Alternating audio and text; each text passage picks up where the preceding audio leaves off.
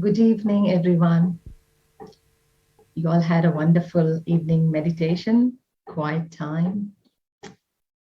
Meditation takes you into a journey inwards, right?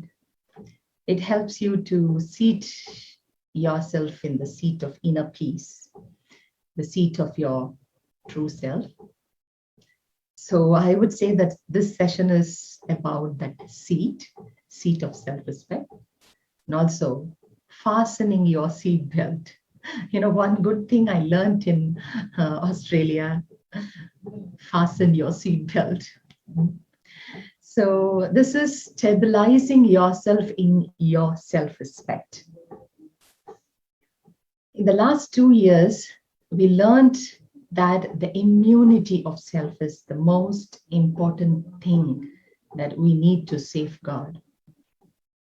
In today's session, I would say that we can ponder upon a few factors that enhance and also diminish the psychological immunity and the spiritual immunity. Because I feel like the self-respect is the spiritual immunity. The psychological immunity is self-esteem, and spiritual immunity is self-respect. So respecting the self and self-esteem, it's about regard for the self and love for the self. They say life is a journey. And to have a comfortable journey, you cannot always expect good road, right? But we can have a smooth ride if we have good set of tires and good shock absorber. So the more powerful the shock absorber, the less the impact of the speed breaker, or on the road. So I would say the shock absorber in our life is that self-respect. If your self-respect is intact, you'll be able to withstand the impact of the situation. Right? Do you agree with that?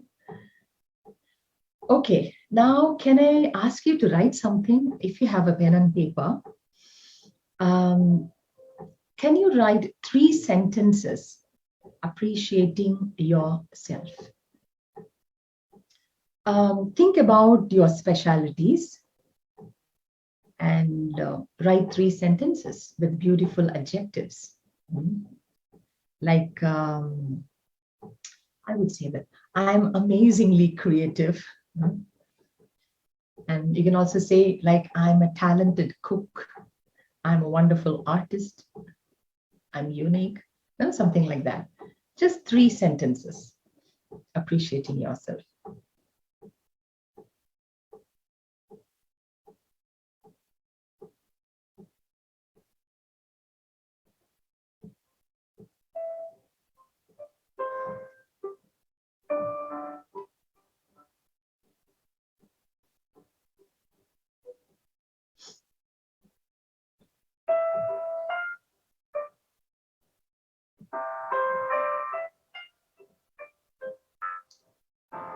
Done? So self-appreciation is about consciously acknowledging the positive within you without the need to compare yourself to others. So now let's have a 2-minute self-appreciation break, which we are going to do in the middle of the session too. Sit relaxed. Relax your body muscles.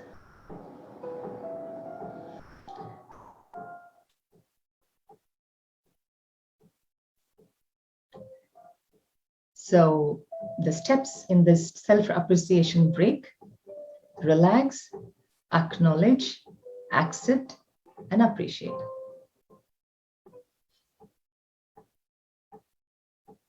Relax all the tension in the muscles of your body.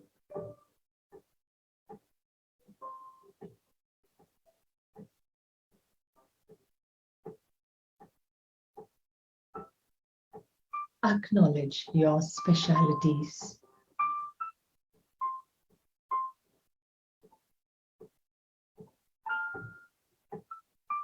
Remember that you're special.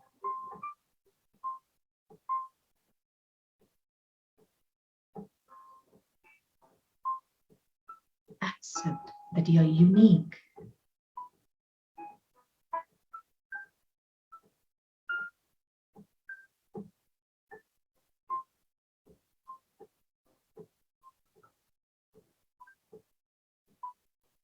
Appreciate yourself.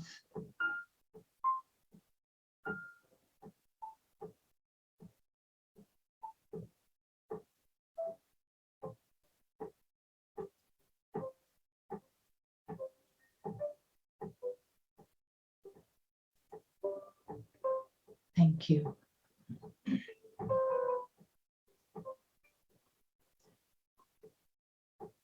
That was a 1-minute meditation, appreciating yourself. So remember these 3 sentences which you have written, and let's have such self-appreciation break in between. You can remember these words and then appreciate yourself.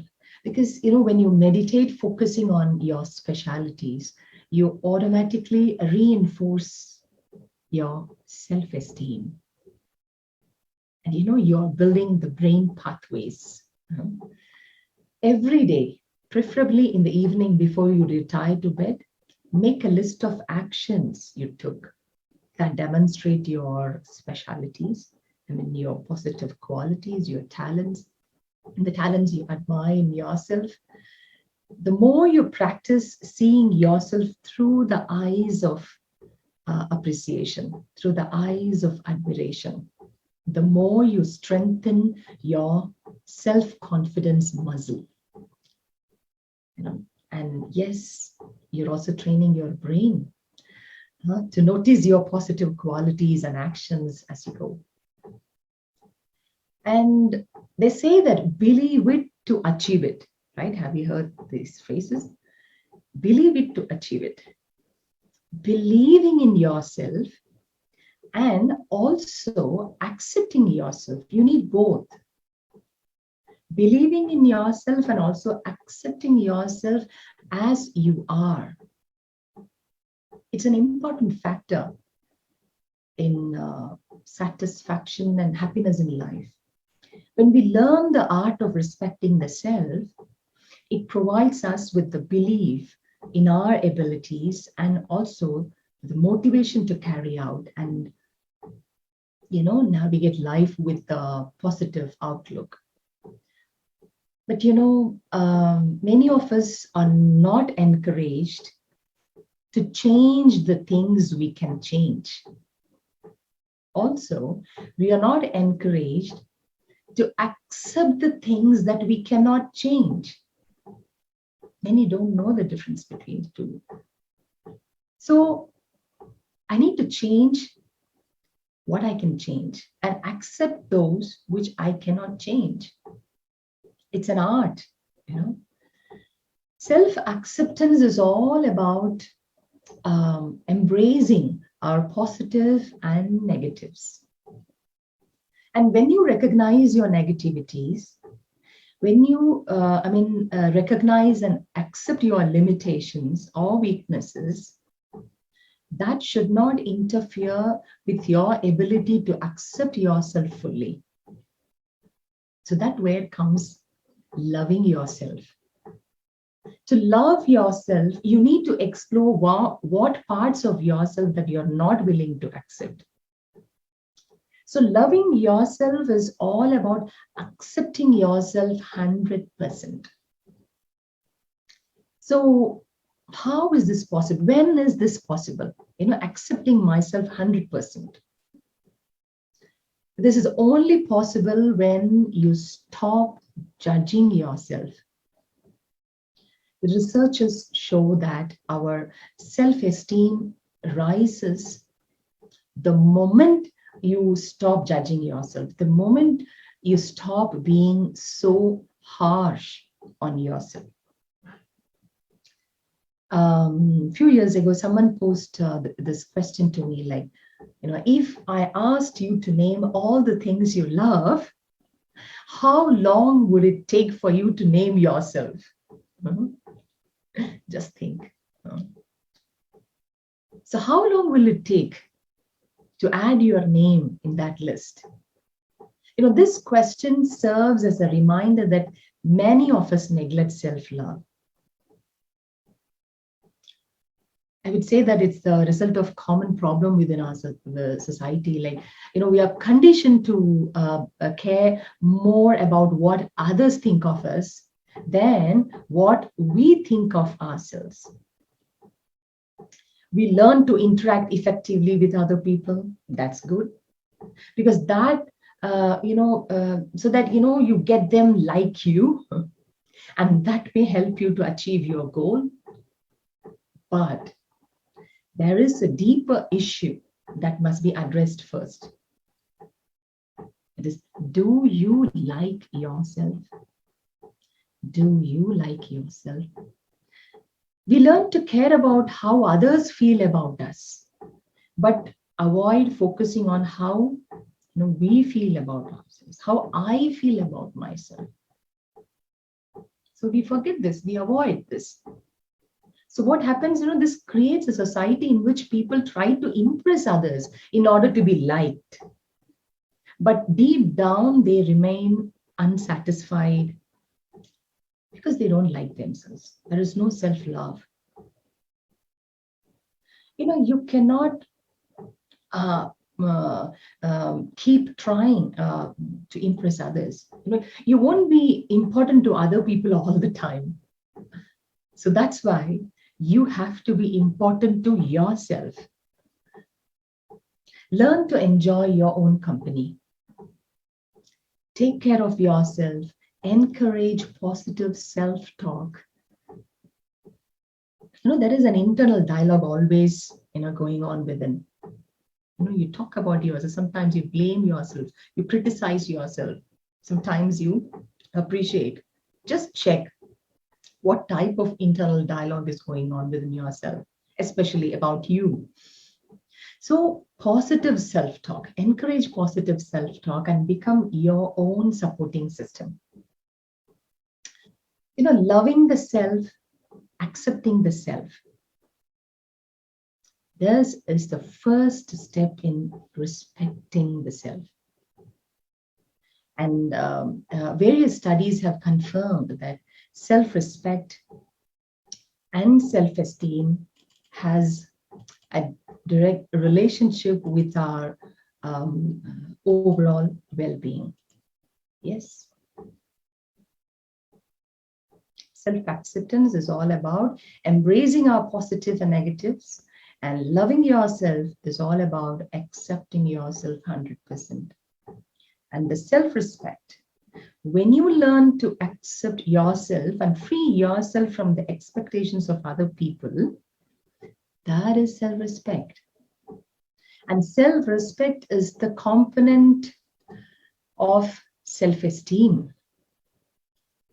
So let me explain the relationship, or what's self-respect and what's self-esteem. Like as we saw earlier, that in the road journey, the more lubricant and powerful the shock absorber is, the less impact the speed breaker or the uneven road. The strength of the shock absorber is self-respect. And if there is an impact, impact of the road or impact of the situation on you, if it is causing you mental pain, so that is low self-esteem. The self-respect is low. Like, if immunity is strong, there will not be any infection. So if I'm infected, that means my immunity power is low. So how I feel about myself without any situation, that is self-respect. Okay. How I feel about myself generally without any situation, that is self-respect. How I feel in response to any external situation, that is self-esteem. So Self-respect in relationship with the world outside is self-esteem, and self-esteem in relationship with self is self-respect. Okay. So with self-respect, we like ourselves because of who we are, not because of what we can do or what we cannot do. Self-respect is the foundation of self-esteem. And if self-respect is low, self-esteem becomes low. Okay, anyway, in this session, I'll use self-respect and self-esteem interchangeably. It's like two sides of one coin. So let me use both words in this session synonymically. So in simplistic terms, self-esteem is confidence in one's own worth or abilities, believing in yourself, having faith in your abilities. Have you ever noticed, how some people seem to be totally confident, very sure of themselves, completely in control, no matter what they are or what they are doing? These people have high levels of self-confidence. And that is linked to greater achievement and satisfaction in life. I'm sure you know a person or two who are really comfortable in their own skin. They don't crumble when people criticize them. And they're also comfortable in saying, I'm sorry. When they are wrong, they are okay to say sorry. And they are also confident of their own talents. And so when we have high self-esteem, we seem more attractive to others. Yes. And we don't need others' approval also. And when you have high self-esteem, life seems more joyful and less gloomy. Because, you feel great about yourself, right?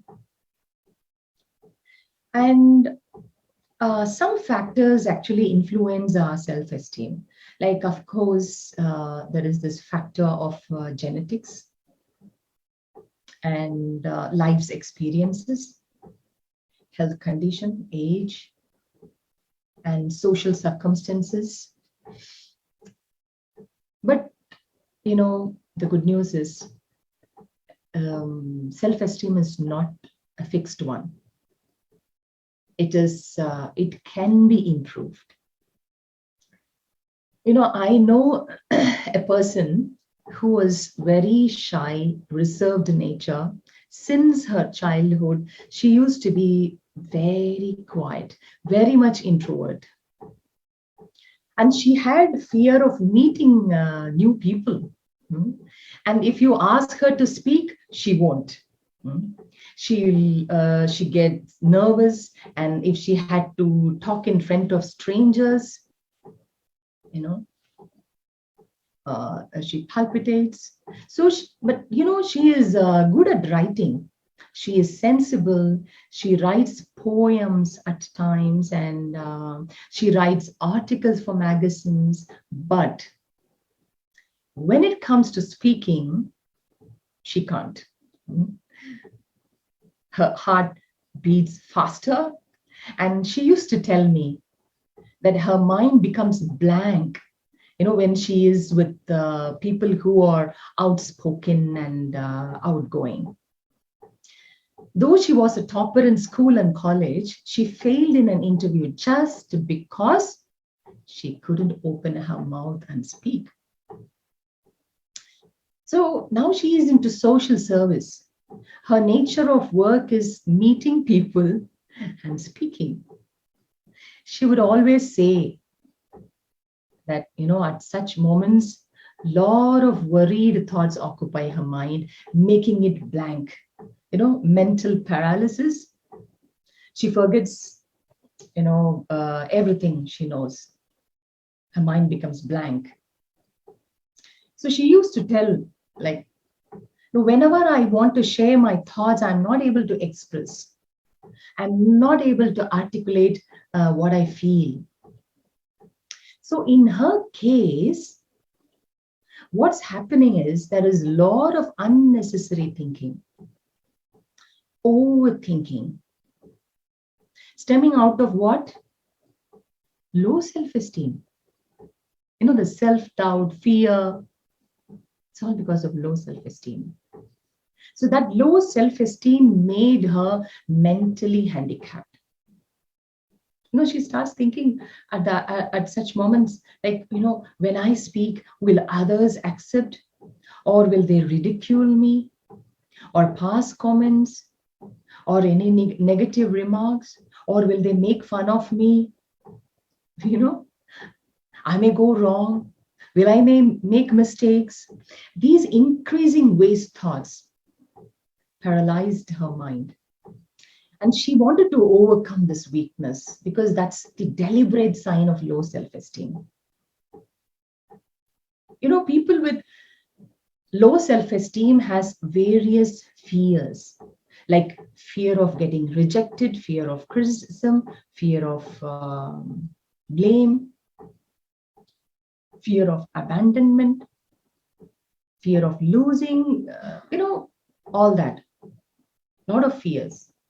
But people with healthy self-esteem, they do not actually anticipate any disapproval, rejection, or criticism.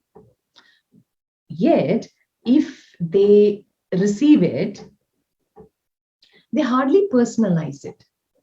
No, they don't take it inside. They view the criticism of their work as constructive one. And if anyone disagrees with a suggestion, they take it as an information to consider, reconsider. So, and if at all, they are blamed unfairly, they know that they have the option to assert themselves and confront the issue in a reasonable manner.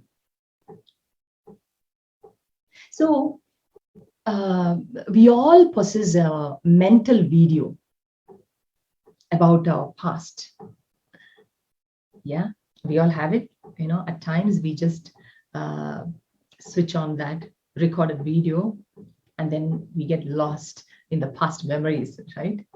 So we all have that video about our past. That's good. It is essential for our lives because it contains the record of our experiences and the knowledge that we learned from those experiences, because they form the basis of our attitude, beliefs, and our values. So those who have healthy self-esteem, they possess the video of both the information, positive and negative. And because they have positive thinking within themselves, because their backgrounds have been more uplifting, or they have developed that self-esteem with their positive self-talk or uplifting thought about themselves. So whenever they see that video of positive and negative, they know how to utilize that. They can easily evaluate and sort out and utilize in a very helpful way. But on the other hand, people with low self-esteem, they also have the video that contains both positive and negative information. But what they do, they tend to focus only on the negative portions and they edit out all the positive ones. They shrug off all the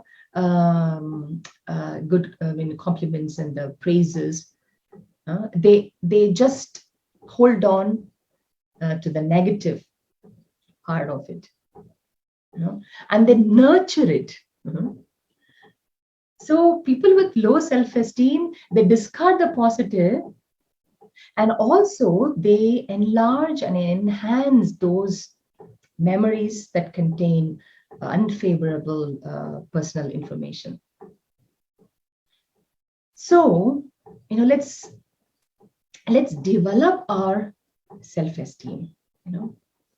Those who have self-esteem are open to criticism and they acknowledge their mistakes and they are comfortable with receiving compliments and also giving compliments. Uh, and they also display harmony between their saying and doing. They can concentrate on solving the problem, not just, brooding over all the past memories and worrying about the problem. They speak up their opinions. They speak up and share calmly and boldly. And people with high self-esteem, they share their wants and needs with others. They appreciate themselves and appreciate others too. Can we have once again 2 minutes self-appreciation break? Yeah. Sit relaxed.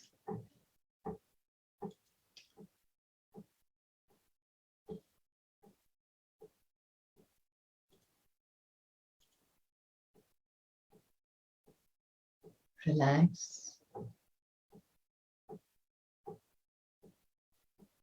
Acknowledge your specialities.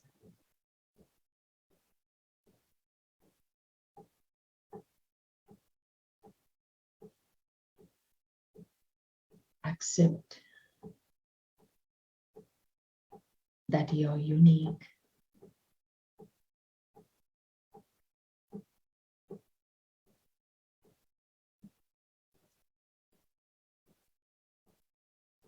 Appreciate yourself.